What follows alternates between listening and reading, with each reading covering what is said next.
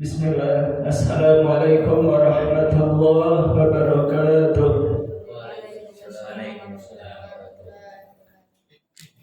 Alhamdulillah. Alhamdulillah alladzi an'amana bi ni'matil iman wal islam.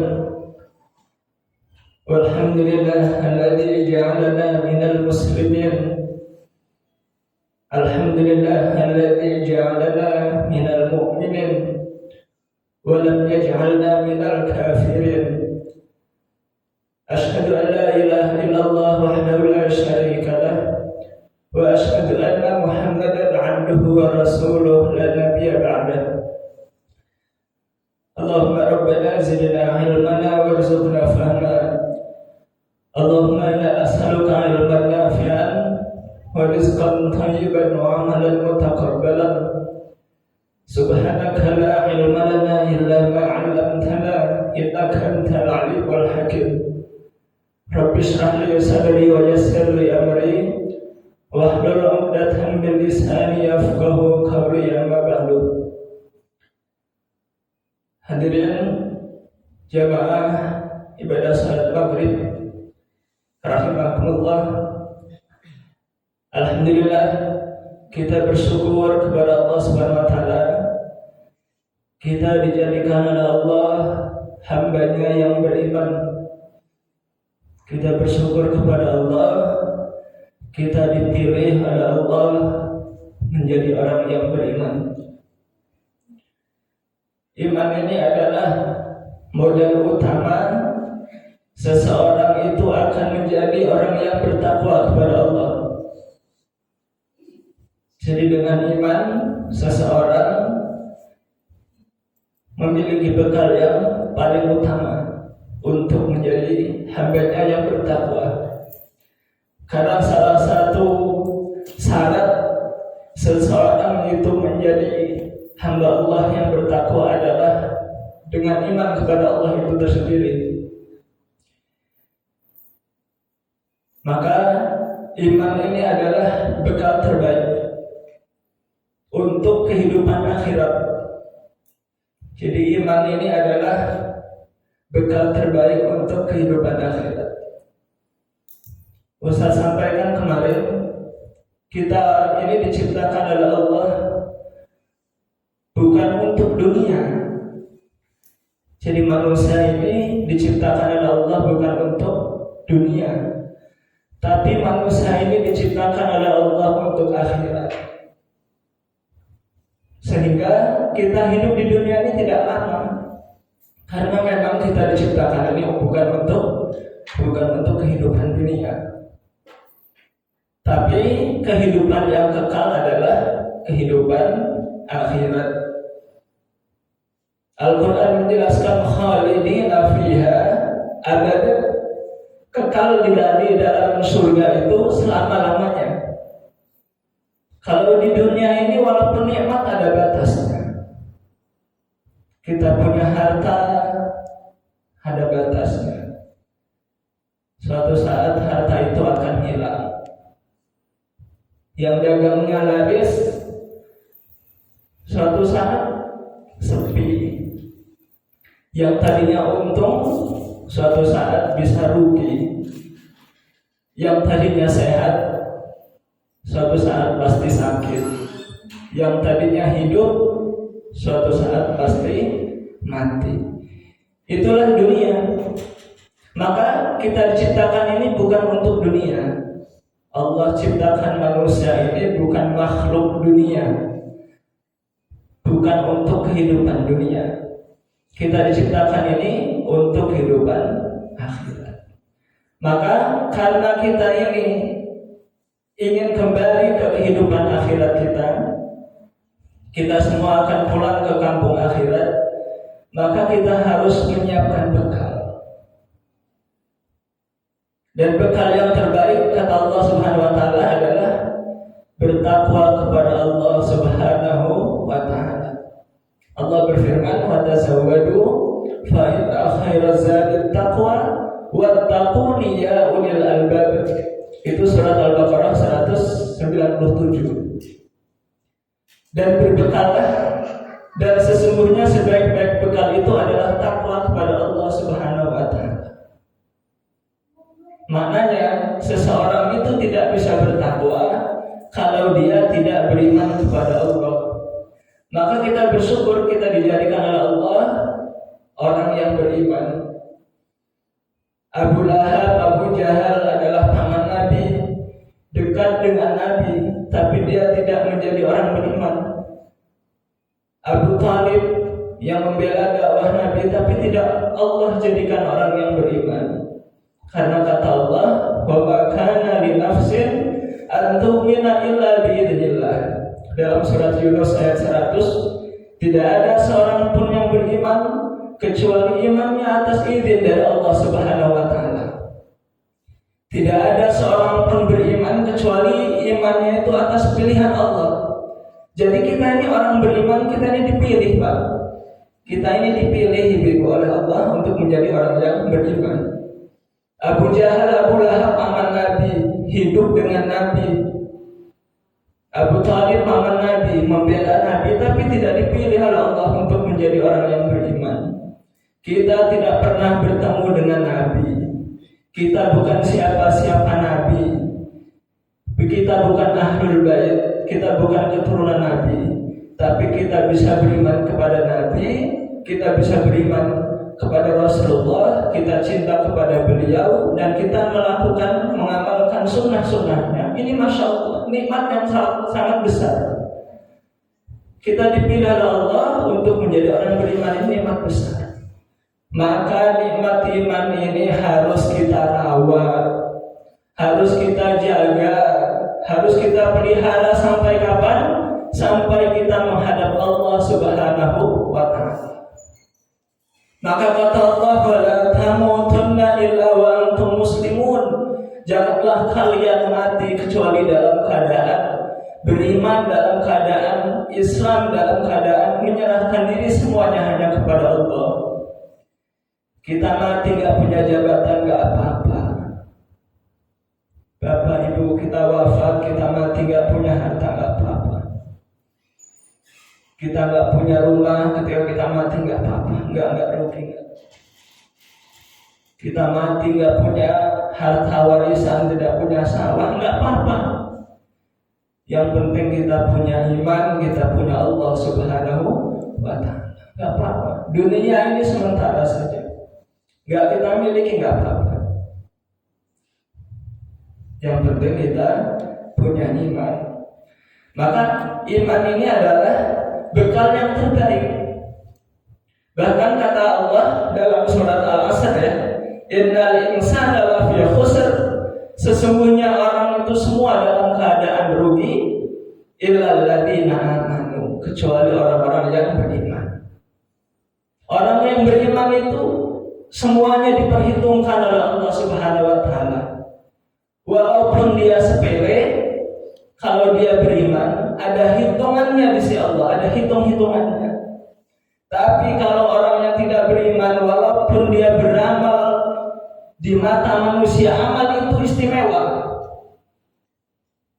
Dia sedekah emas sebesar gunung, kalau dia tidak beriman, tidak ada hitung-hitungannya di sisi Allah Subhanahu wa ta'ala. Maka iman itu penting. Maka kata Rasulullah, su'batun minal iman, cabang daripada iman itu adalah imatatul adha anit tariq, yaitu menyingkirkan duri dari jalan. Duri itu sangat kecil, kemudian kita singkirkan dari jalan karena khawatir membahayakan manusia, dan kita lakukan itu atas dasar iman karena kita mengharapkan ridha Allah. Maka ada hitung-hitungannya di sisi Allah Subhanahu wa ta'ala. Tapi kalau orang yang tidak beriman, walaupun dia beramal yang melimpah, manusia itu kagum dengan amalnya, tapi kalau dia tidak beriman, tidak ada hitung-hitungannya di sisi Allah Subhanahu wa ta'ala, maka dia rugi. Maka kata Allah, illal ladzina amanu, orang yang tidak rugi itu orang yang dia hidupnya dipenuhi dengan iman. Dia lahir dalam iman, dia hidup dalam iman, wafat dalam keadaan beriman kepada Allah Subhanahu wa taala. Maka di dalam surat Al-Baqarah juga disebutkan ya, alladzina yu'minuna bil ghaib. Ciri-ciri orang yang beriman itu adalah, ciri-ciri orang yang bertakwa itu adalah orang-orang yang beriman kepada yang gaib. Maknanya apa? Maknanya kalau kita mau menjadi orang yang bertakwa, syaratnya harus dengan iman. Maka dalam surat Al-Baqarah ayat tentang puasa itu, ya ayyuhalladzina amanu kutiba alaikumus syiyam kama kutiba alal ladzina min qablikum la'allakum tattaqun. Wahai orang-orang yang beriman, diwajibkan kalian berpuasa. Tujuannya apa? Tujuannya untuk bertakwa kepada Allah Subhanahu wa taala. Jadi modal takwa itu yang pertama adalah iman dulu. Baru yang kedua, setelah alladzina yu'minuna bil ghaibi wa yuqimunas shalah, yaitu senantiasa menegakkan salat. Salat dari kapan? Dari dia hidup, dari sejak akhir balik sampai dia disolati, sampai dia wafat. Maka dalam surat Al-Baqarah ini Allah menggunakan fi'il mudhari'. Fi'il mudhari' itu sekarang melakukan dan yang akan datang melakukan. Alladzina yu'minuna bil ghaibi. Orang yang bertakwa itu adalah orang yang beriman. Sekarang beriman, tahun depan beriman, 10 tahun ke depan tetap beriman, sampai dia wafat senantiasa beriman. Termasuk wayuqimunas shalah juga menggunakan fi'il mudhari'. Artinya senantiasa, dia sedang dan akan senantiasa terus menegakkan salat.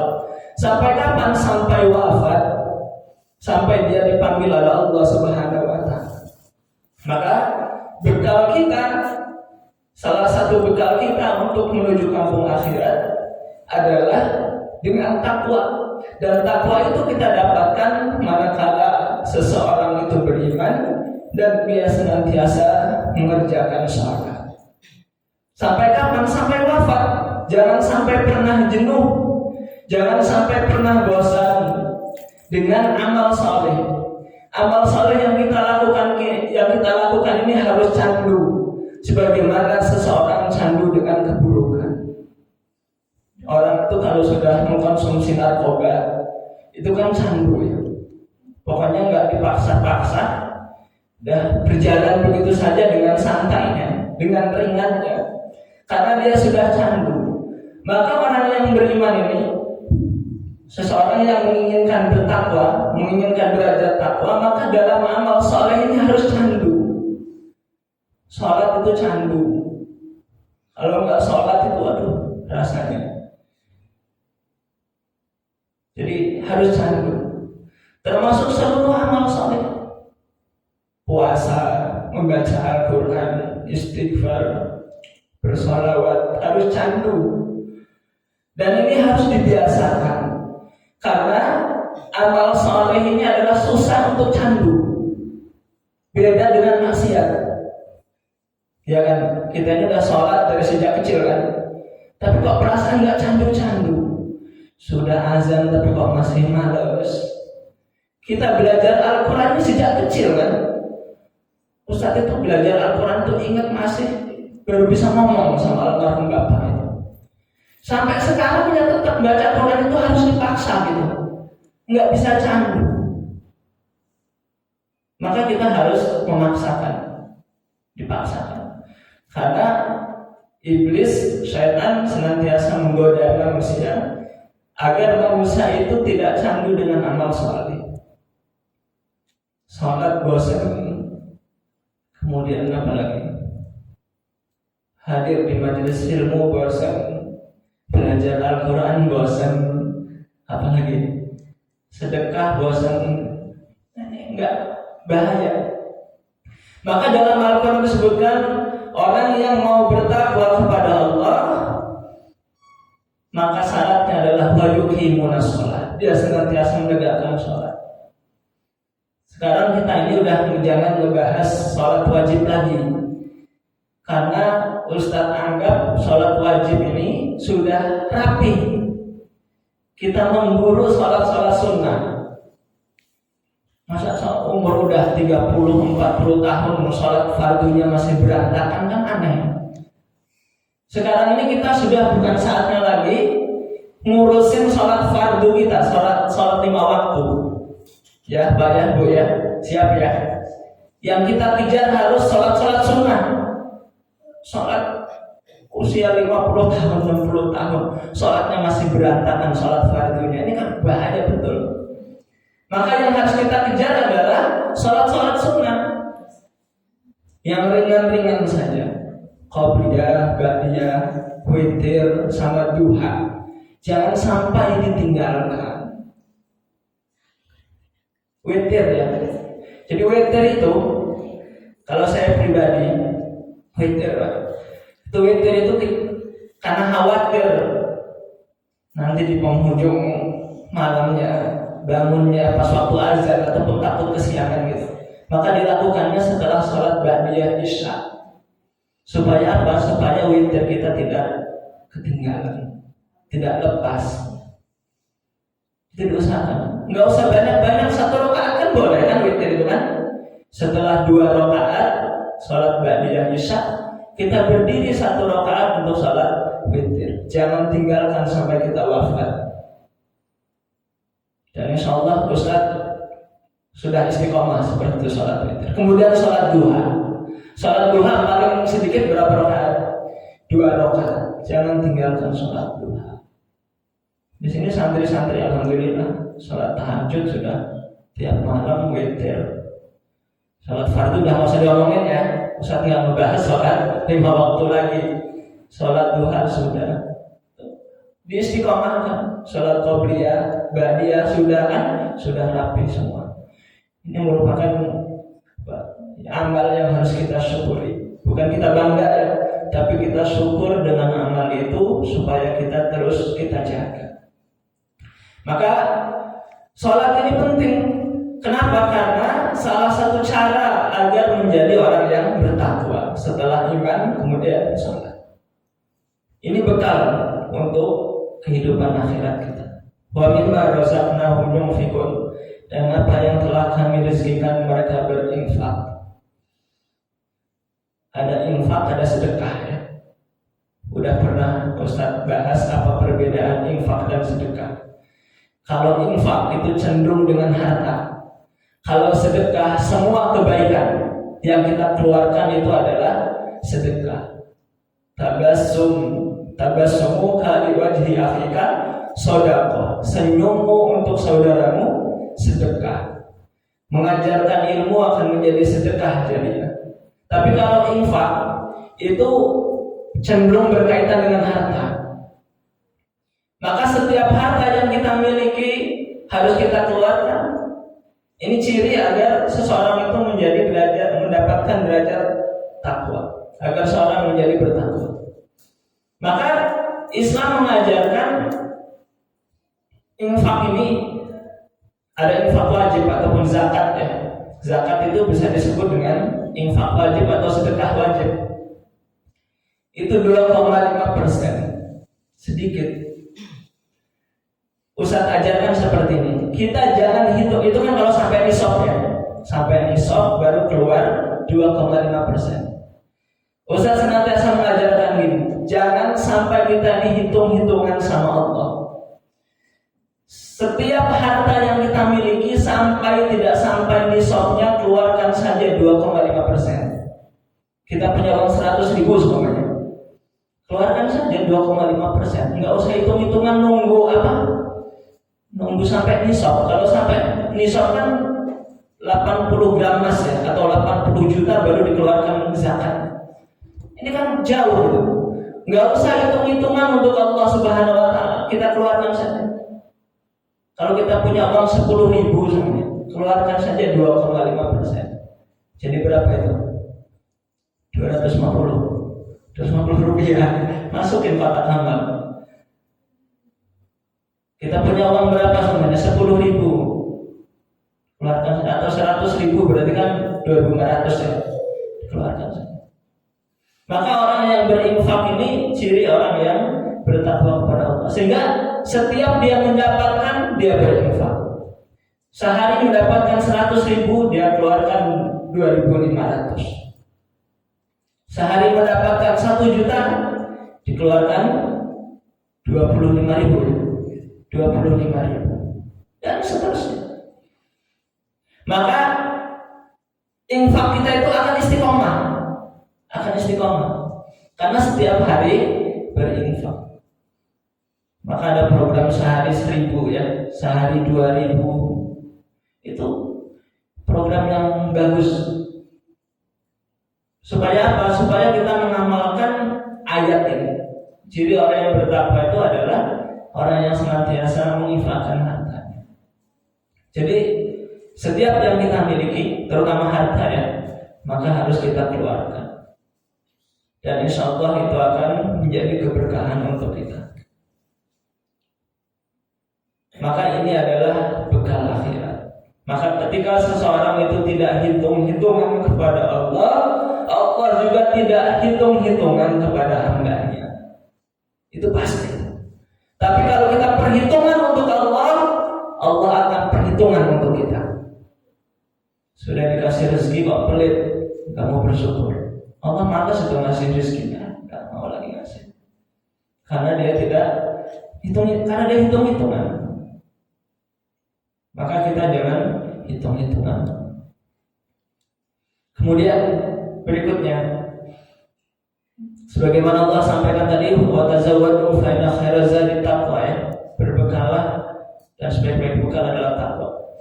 Jadi iman, salat, kemudian ini amal yang harus dilakukan, dan seluruh nabi dan rasul beserta orang-orang soleh terdahulu senantiasa melakukan. Coba infaknya Abu Bakar itu seperti apa coba? Semua hartanya dikeluarkan, dinolkan hartanya. Ketika ditanya, apa wahai Abu Bakar yang kau tinggalkan untuk keluargamu? Kata Abu Bakar, aku tidak meninggalkan apa-apa. Aku titipkan keluarga aku kepada Allah dan Rasulnya. Masya Allah. Saking hebatnya imannya Abu Bakar As-Siddiq. Umar bin Khattab menyafakkan 50%, setengah hartanya.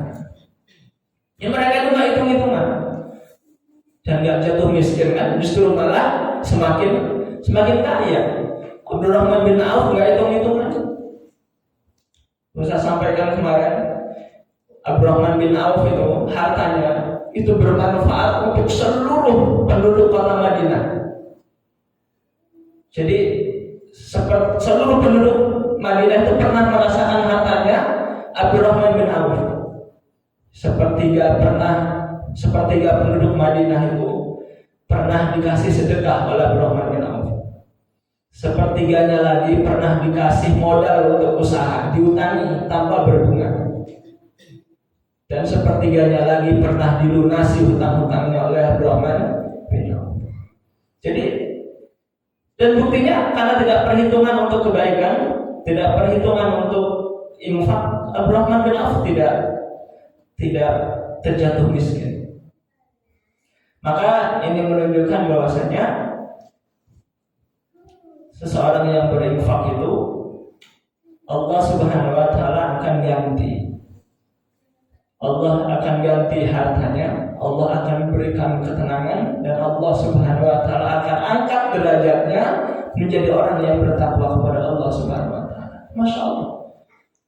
Di dunia dimuliakan, di akhirat dimuliakan oleh Allah Subhanahu wa taala. Nah, ini baru bekal yang terbaik.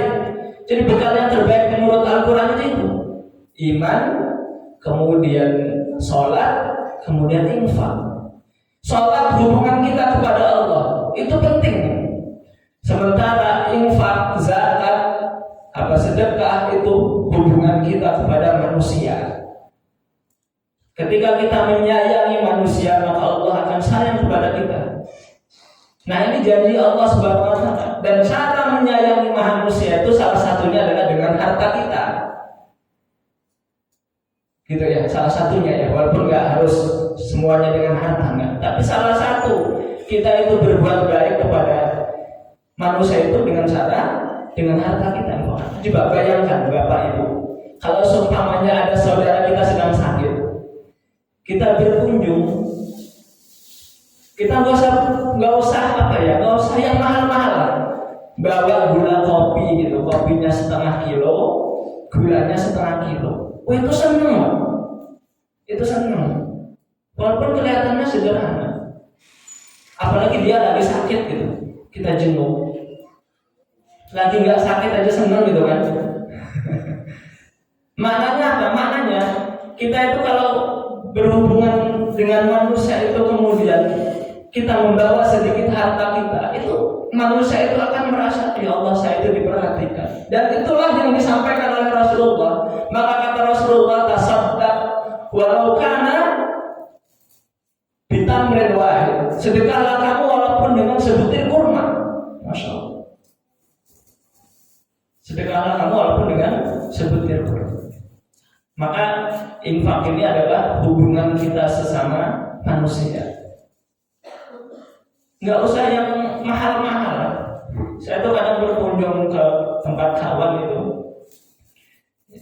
nggak usah mahal-mahal beli mie ayam gitu. Ada keluarganya ada berapa, semuanya ada 4, beliin mie ayam 4. Iya sebelah. Itu gitu. Karena bisa diperhatikan gitu. Walaupun ya mahal. Dan Rasulullah itu melakukan. Rasulullah itu kan ada orang Yahudi ya. Itu kan pernah ya ada kisah masyhur ya. Orang Yahudi yang selalu mencaci maki Rasulullah, yang selalu menghina Rasulullah, kemudian dia sakit gitu kan. Nah ketika sakit itu dikunjung oleh Nabi. Nabi itu membawa apa? Nabi itu membawa 1 genggam atau 2 genggam kurma gitu. Akhirnya orang Yahudi itu masuk Islam. Padahal cuma dengan kurma gitu. Maknanya apa? Maknanya perhatian betul gitu. Apalagi seorang itu kalau sedang sakit. Jelas ya? Jadi infak ini adalah hubungan kita sesama manusia. Sementara salat hubungan kita kepada Allah Subhanahu wa taala. Kita kan hablum minallah, hablum minannas itu kan harus seimbang ya. Harus seimbang. Maka ciri orang yang bertakwa kepada Allah adalah dia orang yang baik kepada Allah dan kepada manusia juga dia baik. Kepada orang tua baik, kepada tetangga baik, kepada saudaranya, kepada kakaknya, kepada adiknya, kepada sesama muslim baik. Maka itu adalah ciri orang-orang yang bertakwa kepada Allah SWT. Jadi ada 3 nih ya, insya Allah siap amalkan ya. Siap kita amalkan, kita keluarkan infak kita walaupun enggak ini infak walaupun segelas teh itu kan lumayan. Walaupun enggak ini ya alhamdulillah. Enggak usah sederhana, kita sedekah Jumat ada ya. Setiap habis salat Jumat itu masjid kitanya alhamdulillah sejak dari pertama sampai sekarang ada sedekah. Sedekahnya enggak mewah-mewah, cuma satu cup teh ya, es teh dan itu terus setiap hari. Dan alhamdulillah kepada akhirnya ada yang sedekah nasi kotak, ada yang sedekah kue. Istiqomah alhamdulillah begitu. Dan ini maknanya apa ya? Harta yang kita keluarkan itu nggak harus besar-besar, sesuai dengan kemampuan kita. Yang penting istiqomah. Sebagaimana sholat witir tadi ya. Sholat witir banyak-banyak. Sekali sholat witir 11 rakaat witir semua niatnya. Besoknya gak witir lagi. Sholat duha sampai 8 rakaat, besoknya gak duha lagi. Ini yang sederhana. Maka kata Allah, maka kata Nabi, khairul a'mal adwamuha wa in qalla. Sebaik-baik amal itu yang dawam, yang istiqomah walaupun amal itu sedikit. Jadi kalau antum mau ngelatih di sholat witir 1 rakaat aja, tapi tiap malam ya dilaksanakan. Kalau mau sholat duha 2 rakaat aja, mau sebanyak-banyak. Tapi kita azamkan ya Allah, saya seumur hidupnya nggak akan meninggalkan sholat witir. Diazamkan, ya Allah, seumur hidup saya tidak akan meninggalkan sholat duha, walaupun 2 rakaat sholatnya. Sedekah juga sama itu. Maka orang yang istiqomah itu akan menjadi orang yang bertakwa. Walladzina yu'minuna bima unzila ilaika wa ma unzila min qablik wa bil akhirati hum yuqinun. Jadi orang yang bertakwa itu orang yang beriman kepada apa yang telah diturunkan oleh Allah kepada Nabi Muhammad, yaitu Al-Quran, dan kita beriman kepada kitab-kitab sebelum Al-Quran. Jadi modal seseorang itu bertakwa, kita harus dekat dengan Al-Quran. Maka kata Nabi, ahlul Quran huwa ahlullah. Orang yang ahli Al-Quran dia adalah keluarga Allah Subhanahu wa ta'ala. Maknanya apa? Maknanya orang yang dekat dengan Al-Quran dia sangat dekat dengan Allah. Yang namanya keluarga kan? Keluarga itu kan dekat, bapak sama anak, kakak adik, itu kan keluarga. Itu dekat berarti. Maka kalau ada orang yang apa? Yang dekat dengan Al-Quran, insya Allah semua hajat-hajatnya akan Allah Subhanahu wa ta'ala penuhi. Jadi para santri semua, kalau kita cinta dengan Al-Quran, jangan takut antum nggak kebeli beras. Jangan takut antum nggak punya tempat tinggal. Allah yang akan menjamin. Dan setiap apa yang kita amalkan, kalau tujuannya untuk Al-Quran, itu insya Allah akan Allah mudahkan. Ustaz itu dulu nggak punya rumah ya, kita dulu nggak punya rumah, kontrak 4 tahun atau 3 tahun. Ustaz itu doa kayak gini, ya Allah, saya pengen punya rumah ya Allah. Kalau saya punya rumah saya akan saya gunakan untuk anak-anak belajar Al-Quran. Enggak sampai 1 tahun doa itu dikabulkan oleh Allah. Beli tanah kaping, kita bangun, dan ada orang belajar di situ. Tadinya 1 orang, anak sendiri, si Sabila itu anak itu. Teman-temannya datang. Sekarang sampai berapa? 40 ya, 40 orang. Dan alhamdulillah bisa kita buat lantai juga di rumah itu. Dan sampai sekarang istiqomah. Setelah di sana sudah penuh, saya niat, ya Allah, saya pengen buat pondok supaya anak-anak ini bisa mukim. Saya berdoa kepada Allah itu. Dan setiap untuk Al-Quran itu dimudahkan. Saya pengen buat pondok ya. Saya pengen buat pondok, bawahnya asrama, lantai 2-nya untuk masjid. Saya itu pernah doa kayak gini, ya Allah, masa iya ya Allah, saya ini sedang membangun rumahmu, dan membangun rumah untuk penghafal ayat suci Al-Quran, kalammu yang mulia, masa iya gak dikabul doa saya. Saya begitu doa itu langsung dibawa siap rumah, buat saya. Lihat benar itu. Ayo tak melihat anak di situ yang buat asrama itu. Tadinya lantai 2-nya mau buat masjid itu. Kita buat proposal sampai Asia. Saya doa seperti ini. Ya Allah, kirim 1 orang saja, Allah, nggak usah banyak-banyak, yang siap untuk menyelesaikan pondok.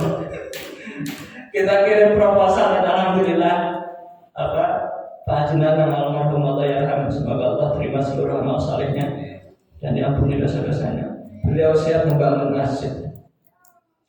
Jadi kalau kita dekat dengan Al-Quran, tujuan kita untuk Al-Quran, nggak ada yang Allah Subhanahu wa ta'ala persulit. Maka antum yang belajar Al-Quran udah jangan takut antum nggak kebeli beras. Beras urusannya. Jangan takut, antum mondok aja, belajar aja Al-Quran di sini, nggak usah takut nggak kebeli beras. Justru malah kita beras banyak ya. Alhamdulillah, nggak beli nggak. Ini menunjukkan Allah Subhanahu Wa Taala berikan kemudahan. Maka kata Allah, in tansurullah yansurukum, jika engkau menolong Allah, jika engkau menolong agama Allah, Allah pasti akan menolong kalian. Jadi jangan takut. Orang yang dekat dengan Al-Quran, dia adalah keluarga Allah. Maka ciri orang yang bertakwa itu adalah orang yang senantiasa dekat dengan Al-Quran. Alladzina yu'minuna bil ghaib. Apa tadi? Alladzina yu'minuna bima unzila ilaika wa ma unzila min qabl. Maka dengan Al-Quran ini kita harus serius, jangan main-main. Belajar Al-Quran itu jangan harus serius dan harus istiqomah, jangan main-main. Kita ini kadang waktu kecil itu ya, saya kadang heran sama orang-orang yang waktu kecil itu belajar susah-susah gitu belajar Al-Quran. Sampai disabet-sabet, orang tuanya juga nyabet supaya anaknya belajar Al-Quran, supaya bisa Al-Quran. Waktu hujan kadang berangkat hujan gitu, waktu masih kecil susah gitu belajar Al-Quran. Begitu sudah bisa, begitu sudah selesai SD, sudah SMP kok malah ditinggalin gitu, nggak dilanjutin. Padahal waktu belajar itu susah gitu, ya kan? Belajar ngaji itu susah kan? Mudah? Susah. Karena susah itu begitu kita dapat harus menjadi sesuatu yang berharga gitu loh. Jangan disia-siakan. Sebagaimana kita semuanya dulu Pak Zikri mendapatkan istri itu susah betul gitu. Nggak diridhoi sama bapaknya gitu kan. Begitu sudah kita mendapatkannya harus kita rawat gitu, harus kita jaga, jangan disia-siakan. Begitupun Al-Quran, kita itu belajar susah betul dulu Al-Quran. Susah itu ingat tuh, yang disabet jadi pukul, ya kan, sama orang tua sama guru kita. Tapi begitu sudah bisa kok malah ditinggalin, rugi itu, malah malas. Padahal itu adalah bekal kita untuk nanti ketika kita sudah menghadap Allah Subhanahu wa Ta'ala. Maka inilah bekal yang harus kita jaga. Jangan kita itu sibuk ngurusin dunia, ngurusin pekerjaan, ngurusin dagang. Ya itu bukannya nggak penting, itu penting ya. Itu sangat penting juga karena kita masih di dunia. Tapi jangan urusan akhirat kita itu disibukkan dengan itu. Sehingga sholat malas, sudah kerja pantang-panting, udah harta sudah berkumpul banyak, justru malah pelit gitu, nggak mau infak. Sama Al-Quran jauh, ya Allah. Sedih melihatnya. Maka kita harus tanamkan pada diri kita dan harus kita menyampaikan kepada saudara kita. Kita ajak agar kita jaga iman kita. Iman itu sesuatu yang berharga kan tadi. Kemudian apa lagi? Salat itu sesuatu yang berharga. Kita bisa infak itu adalah sesuatu yang berharga. Bahkan harta yang sesungguhnya adalah yang sudah kita infakkan, yang sudah kita sedekahkan. Harta sesungguhnya milik kita itu apa? Ya, pakaian yang kita pakai, makanan yang sudah masuk ke perut kita, kemudian harta yang sudah kita sedekahkan. Ya, itu harta kita sebenarnya. Kalau uang kita yang di rekening banyak itu belum tentu jadi kita, belum tentu jadi milik kita, belum tentu kita nikmati, belum tentu. Maka bekal ini harus betul-betul kita perhatikan. Dan ini Allah Subhanahu wa Ta'ala tulis dalam surat Al-Baqarah yang paling pertama. Ini kalau belajar tafsir ini luar biasa. Karena memang harus benar-benar diperhatikan itu. Nggak boleh ditinggalkan. Iman jangan sampai dihilangkan, sholat jangan sampai ditinggalkan, infak jangan sampai ditinggalkan, dan Al-Quran jangan sampai kita tinggalkan. Ini ada orang yang ya bukannya ini ya, sudah 60-70 itu baru belajar abatata gitu. Kasihan gitu, bukan nggak bagus ya, bukan bagus, itu bagus banget. Tapi maksudnya gini, kalau bahasa kasarnya itu dulu waktu kecil ngapain aja gitu, waktu masih sehat ngapain saja gitu, kok bisa seperti itu, sibuk dengan dunia. Maka ini para santri mumpung masih ada kesempatan, kita semuanya masih ada kesempatan, maka kita gunakan kesempatan itu untuk terus belajar Al-Quran. Pesan Ustaz, apapun profesi kita, jangan sampai tinggalkan Al-Quran. Apapun profesi kita, jangan sampai tinggalkan sholat. Apapun profesi kita, jangan sampai meninggalkan sedekah, infak. Terserah nanti antum mau jadi apa setelah mondok ini. Ada yang mau jadi dokter, silakan. Ada yang mau jadi petani, pedagang, silakan. Atau antum mau jadi apa? Mau jadi guru atau mau jadi pejabat, silakan antum jadi apa. Silakan bertebaran di muka bumi Allah Subhanahu wa taala. Fantasiru fil ardh. Silakan bertebaran untuk atas muka bumi untuk cari rezeki. Tapi jangan lupa tadi ya, sholat jangan ditinggalkan, sedekah jangan ditinggalkan, Al-Quran jangan ditinggalkan. Dan ini sudah dikasih contoh oleh Bapak Haji Nanang Sikit Allah ya. Beliau itu jabatannya walaupun tinggi, sholat duhanya nggak pernah telat. Ustaz itu kalau ke masjid, di masjid Kejaksaan itu kantor di masjid Arido itu, kalau mau menemui beliau biasanya di masjid waktu zuhur. Beliau itu sholatnya selalu di belakang imam. Ustaz bisa khutbah Jumat di situ, beliau itu selalu di belakang imam. Padahal jabatannya tinggi. Sholatnya kalau ada tamu apapun ditinggalkan. Ini beliau itu sudah jadi panutan buat kita. Maka orang baik itu insya Allah akan kumpulkan dengan orang-orang baik. Allah akan pertemukan dengan orang-orang baik. Beliau sedekahnya luar biasa. Bangun masjid di mana-mana. Nah ini maknanya apa? Silakan antum menjadi apa nanti, tapi jangan sampai meninggalkan sholat, jangan sampai meninggalkan sedekah, dan jangan sampai meninggalkan Al-Quran. Ustaz belum tahu bacaan Al-Quran panjang, almarhum belum tahu. Tapi pernah imam ya beliau ya. Tapi waktu itu Ustaz belum, enggak di sini lagi, di luar ya. Tapi beliau itu sangat cinta dengan Al-Quran. Buktinya begitu membangun pondok tahfidz ini, beliau itu menyambut. Saya tuh Ustaz itu masih ingat di kantor beliau itu waktu mau pulang. Ustaz mau pamitan. Ustaz, saya titip ya, pondok kita itu harus fokus untuk belajar Al-Quran. Jangan ikut-ikutan, jangan sampai ke teroris. Oh enggak Pak, saya enggak ke teroris. Mungkin kalian melihat saya jenggotnya panjang gitu ya, atau celananya agak cantung gitu, agak diragukan gitu. Enggak Pak, insya Allah enggak. Nanti kita buktikan sama-sama. Dan alhamdulillah ya beliau, tapi Allah lebih sayang kepada beliau, sehingga Allah istirahatkan beliau dalam urusan hiruk pikuk dunia ya. Maka ini buat contoh buat kita, panutan. Maka kita ini nanti mau jadi apapun kita, jadi sholat itu jangan nunggu SN. Sholatnya kalau jadi ustadz saja. Sholat itu bukan cuma buat ustadz. Saya nggak bisa baca Quran kan saya bukan ustadz. Baca Quran itu bukan ustadz saja kewajibannya. Setiap orang yang beriman harus bisa baca Quran. Semua. Maka ustadz itu bercita-cita dari pondok ini bukan hanya ustadz menyampaikan di sambutan itu. Nanti alumni pondok ini bukan hanya menjadi orang yang pandai dalam agama, tapi dia pandai dalam bernegara dan yang lainnya. Jadi apapun dia profesinya harus menjadi orang yang saleh. Kalau antum menjadi pejabat, jangan lupa sholat, jangan lupa bersedekah, jangan lupa dekat dengan Al-Quran, jangan ugal-ugalan ya, jangan ugal-ugalan. Karena itu harta kita sesungguhnya kan. Jabatan kita pasti akan hilang. Harta kita akan kita tinggalkan.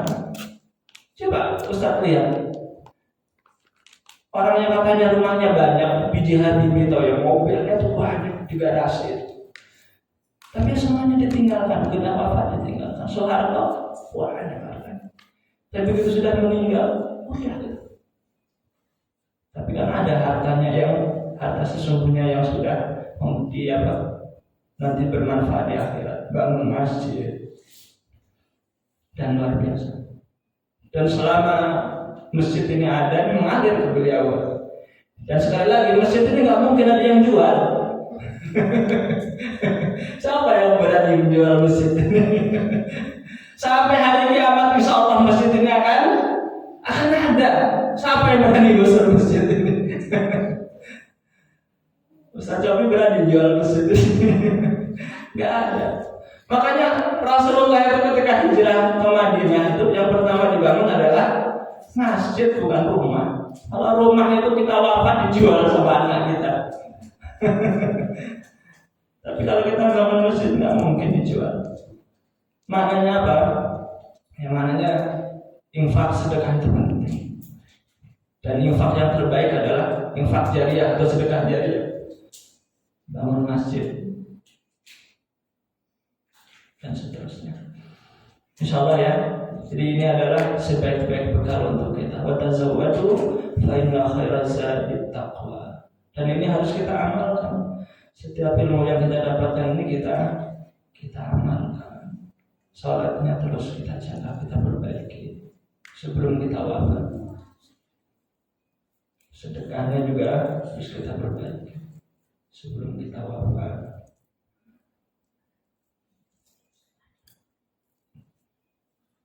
Karena nanti ketika seorang itu sudah wafat, yang ada hanya penyesalan.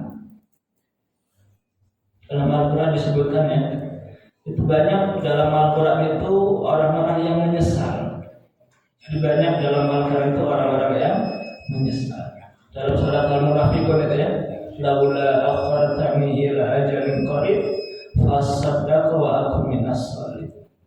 Kalau saja ajalku ini ditunda sehari saja, sedetik aja, saya itu dihidupkan lagi di dunia, kata ahli kubur, maka saya akan bersedekah dan aku akan menjadi orang yang saleh. Itu nyesal.